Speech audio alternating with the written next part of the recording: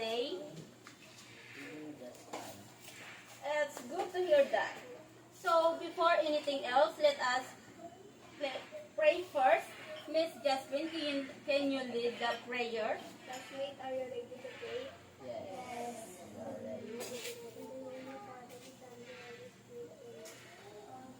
Father, we praise and thank you for this day. Watch over us as we go about our work and studies. Help us in every way so that we may become the children you want us to be in. Thank you, Father, the Son, and the Holy Spirit. Thank you, Miss Jasmine. So, before you settle down, kindly pick up the dirt around your chair and arrange your chair properly.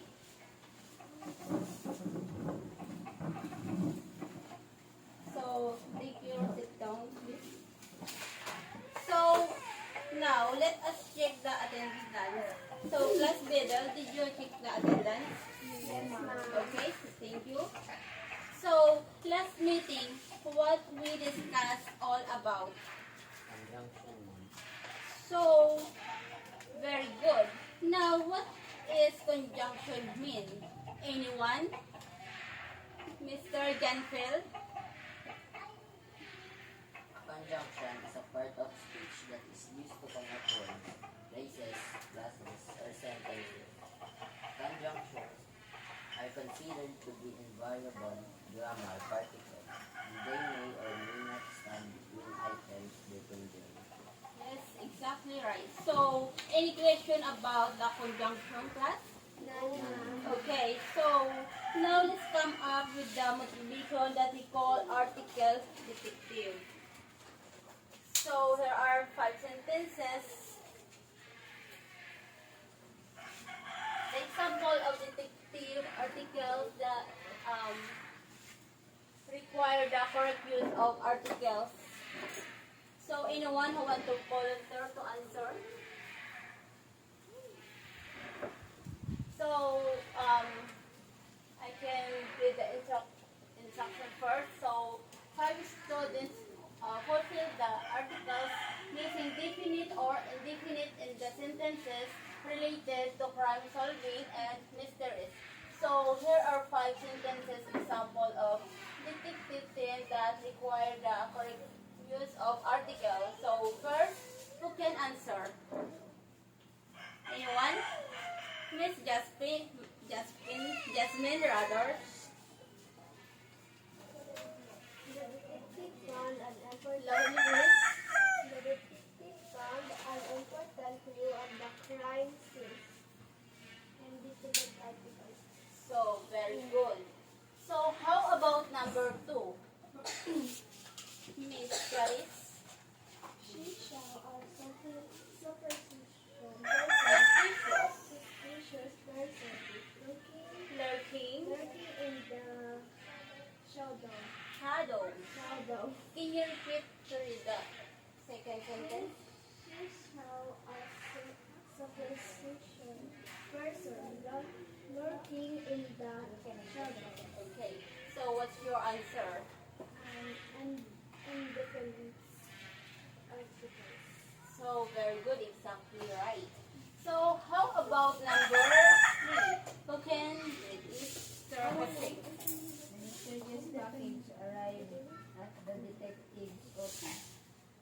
Definite article. Okay. So, how about number 4, Mr. Pantalla? An unknown fingerprint was discovered on the glass. Okay, what's the answer? Definite article. Okay, thank you. So, how about the last sentence, Miss Christy? Follow the trail of the Footprints. footprints to the hidden Hidden hideout. hideout. Can you repeat to read the sentence? The detective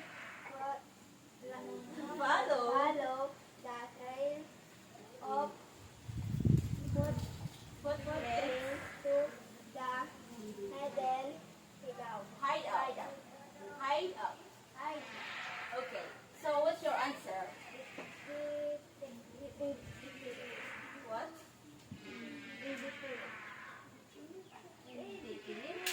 you sure? No, definite. Okay, correct. So now let's proceed to the objectives.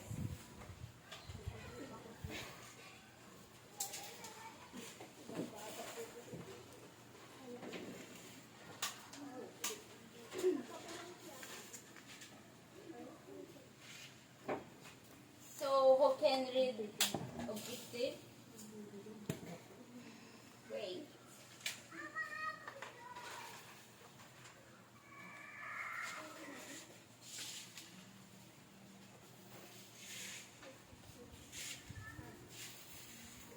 Anyone? Mr. Aramel, can you read the objectives? Yes.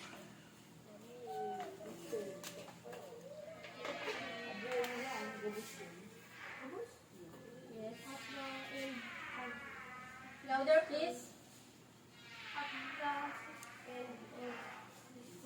Discussion. 80%. 80% of the students should be equal to A. Differentiate.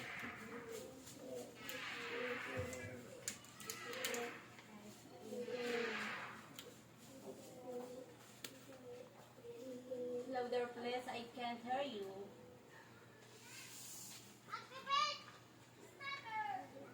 It's okay.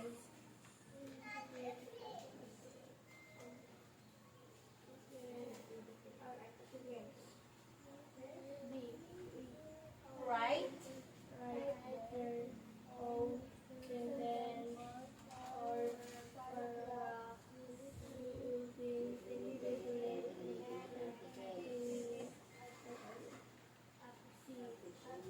Articles po.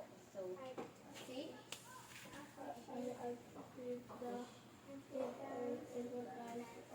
Using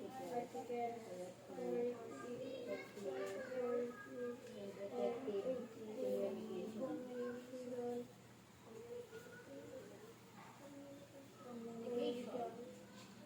So, Mr. Jennifer Cantalia, can you read the objectives again?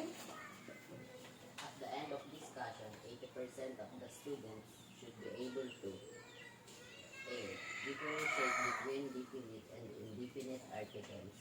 B. Write their own sentences or paragraphs using definite and indefinite articles. C. Appreciate the importance of using articles correctly for clear and effective communication. Okay, thank you. So, here are some sentences for you to practice identifying. So, now I encourage some of you to take a moment to identify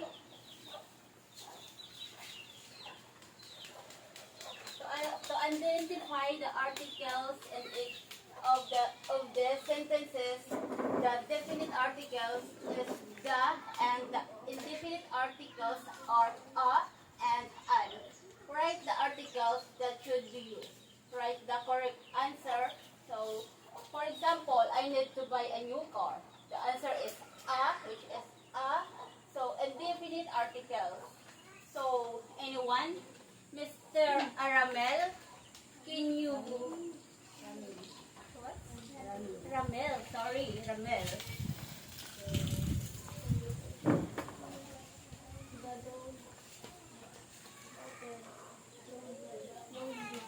Loudly. So, what's the answer?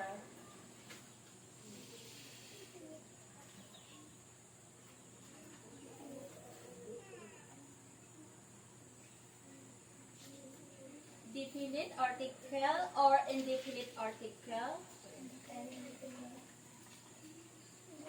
What do you think? What? No.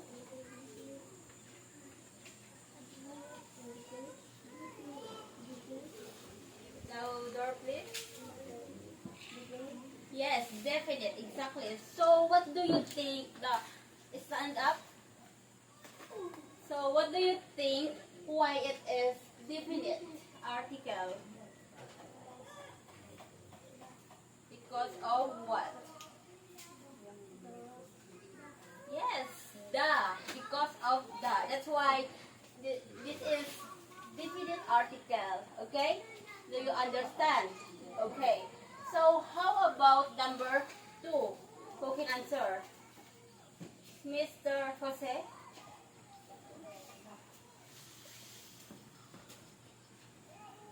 I saw a bird in the tree. Okay, so what's your answer? Indefinite. And why indefinite? Okay. A or A are the same pronunciation of A. So how about number 3? Mr. Jankel? What an interesting book. So what's your answer? Indefinite. Why indefinite? And Okay, thank you. That's exactly. So how about number 4? Okay, Miss Jasmine. The sun is shining brightly today. So what's your answer? Why definite? Okay. So last sentence. Who can answer last? Okay, Miss He Christy. wants to become a doctor. Indefinite. So why indefinite? Okay, thank you. So what do you think our topic for today? Miss Charis, what do you think our topic for today?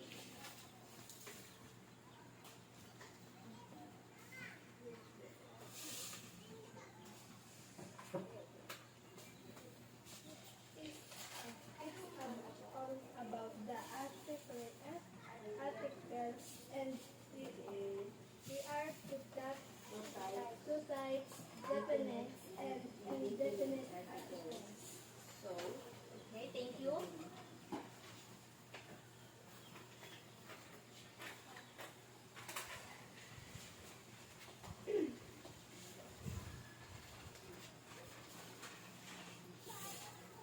The topic for today is all about articles and there are two types, which is indefinite articles and definite articles. So today we are going to dive into the fascinating world of articles.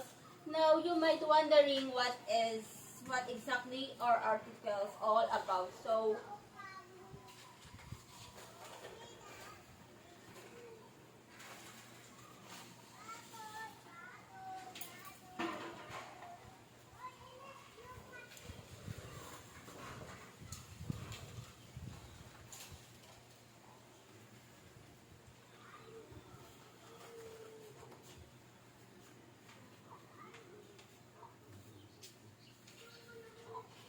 who can read the definition of articles?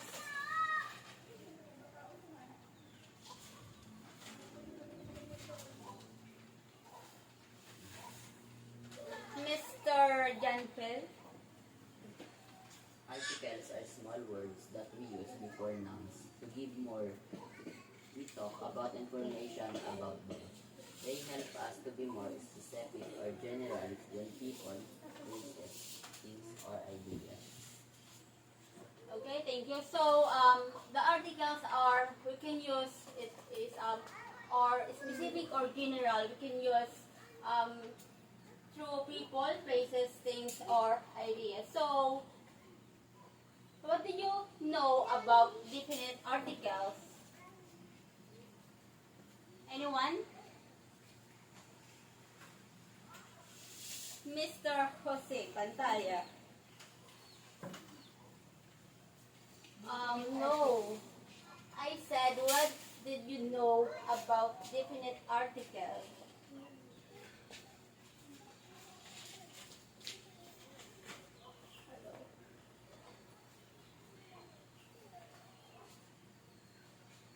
Definite articles. The are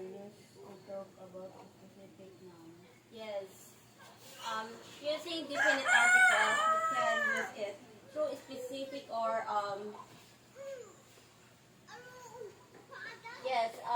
we can use it specific nouns. So definite articles are used to talk about specific nouns, things that we can identify or that are already known to both the speaker and the listener. So the definite article in English is, for example, we say the cat. We can use the. We can use the specific nouns which is cat. The book. We can use specific nouns using book, or the sun. So we use the when we talk about something that is unique or when we refer to something that has already been mentioned. So how about indefinite articles? What did you know about it, Mr. Gentil? Used when referring to general nouns. Okay, that is exactly right. So indefinite articles are used when we talk about non-specific or general nouns. In English, we have two indefinite articles, which is a and an. We use before words that start with consonant sounds, like a dog or a car. We use and before words that start with vowel sound. For example, like an apple or an hour. So now let's practice using definite and indefinite articles and sentences.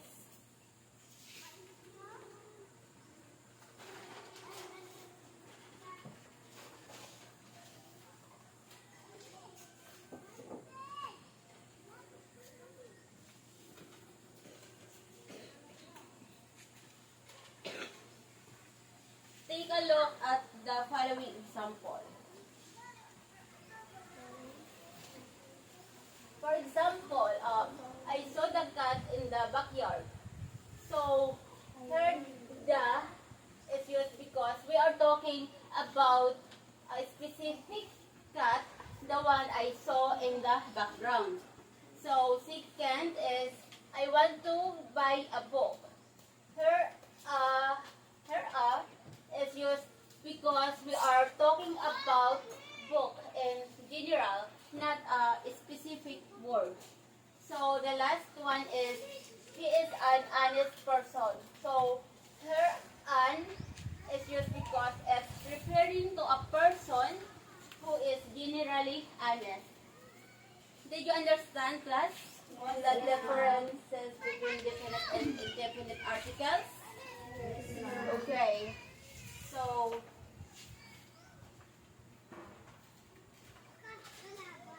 So give me the example sentences using the definite articles, and indefinite articles. Anyone?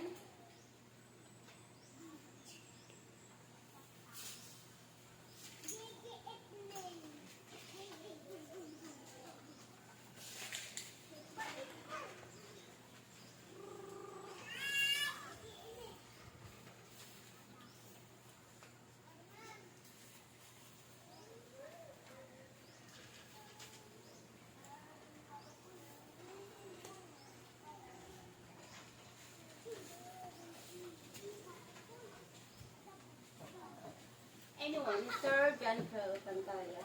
I need to buy a new pair of shoes. Okay. So what do you think the use of article?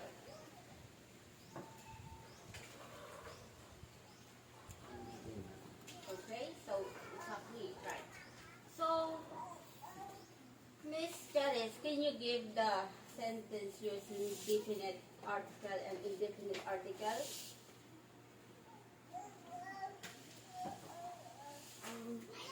An apple a day keeps the doctor away. So what do you think the article that you used about the sentences?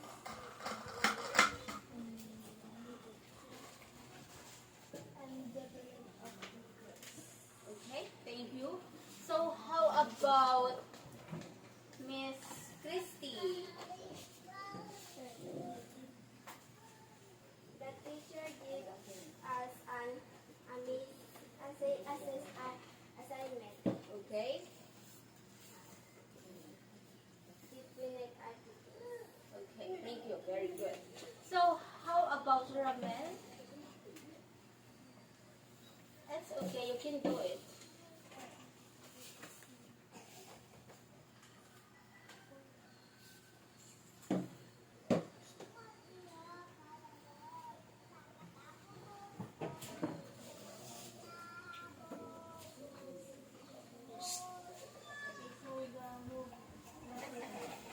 What? I saw the movie last night. So, what do you think the article that we used?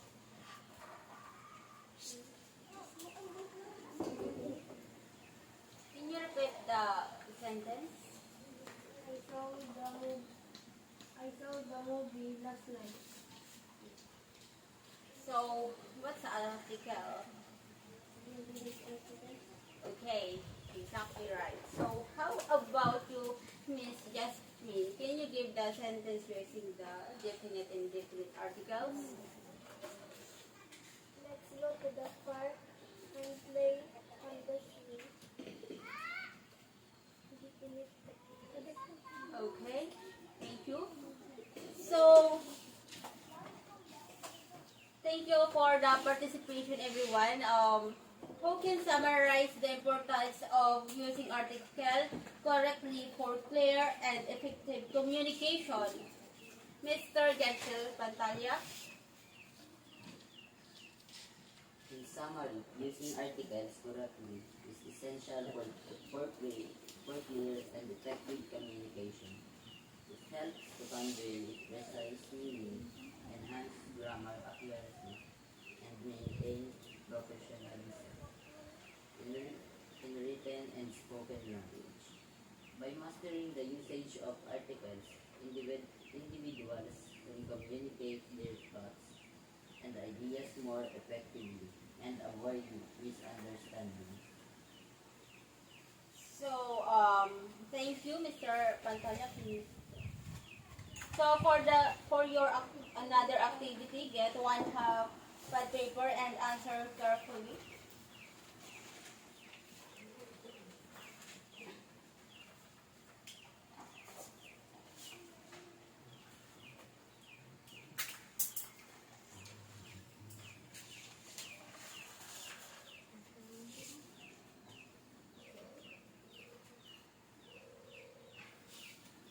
You have 15 minutes to answer the evaluation.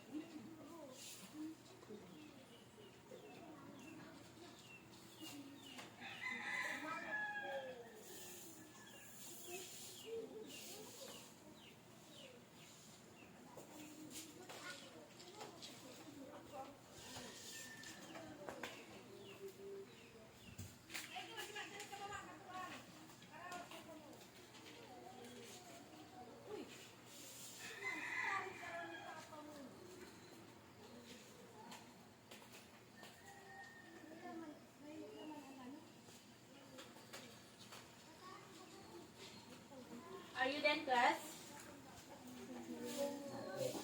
Okay, take your time.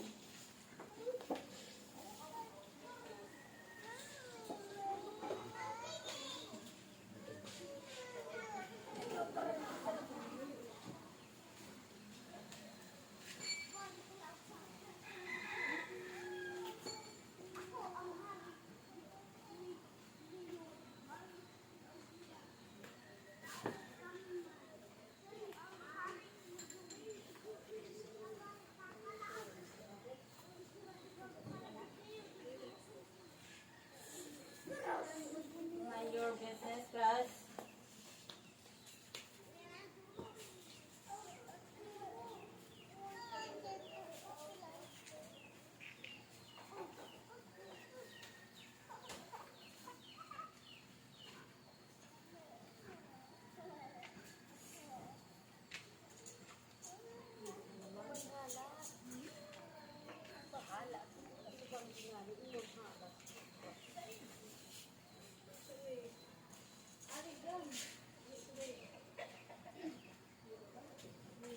Mr. Jose Pantaya.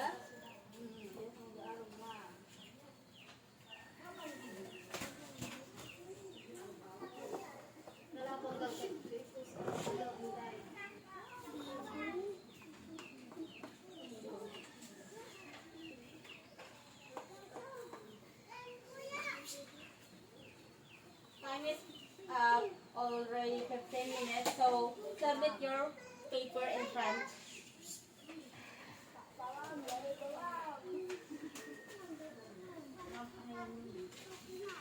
That's enough.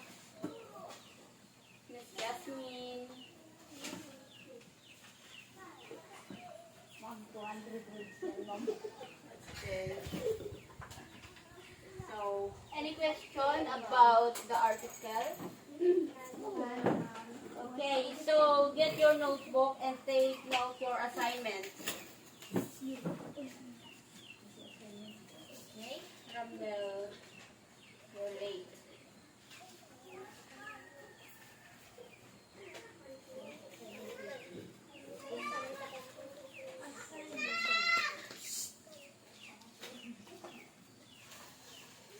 So, research what is direct and indirect speech. Did you take notes, class? Okay. Are you done?